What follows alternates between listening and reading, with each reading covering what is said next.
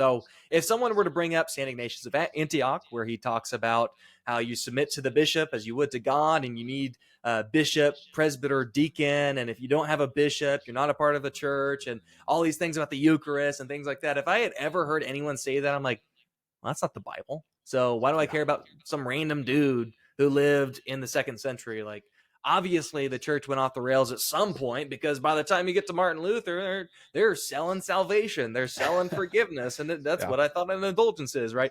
And so yeah, it's just such a warped, skewed perspective of what I thought Catholicism was, church history was, right?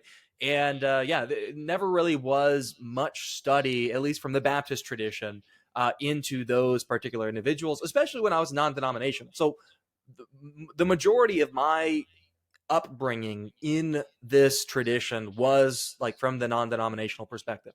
So it's even like more like dialed back than the Southern Baptist. Like, we didn't have Sunday school. We had small groups that you could join, but there's no catechism. There's no, like, we have like a few pages on our website showing this is what we believe, right? But there was no like course, like discipleship courses, or like catechizing children, saying this is what we believe as a church, and like laying it out systematically, and this is why we don't believe this. It was really just like, okay, you show up on Sunday, listen to the sermon, and then we have a bunch of extracurricular activities for the youth on Wednesday night, and then we'll have like men's get-togethers and stuff. Like, it's more like the community centered, like relational, which, you know, that's good. I feel like a lot of Catholic churches need to focus on that a little bit more, right? So there's strengths and weaknesses, but it's like there was no real depth to the catechizing, or really no catechism or catechizing in general, of what like the basics of the faith were.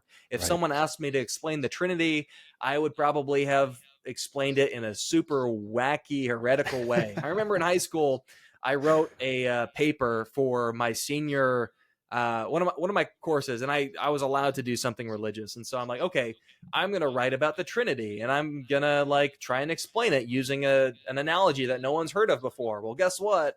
I merged like modalism, tritheism, partialism, and like all the different heresies together. So it was such a good explanation that I was like a heretic on 4 different accounts. So, but you know, you're not taught that.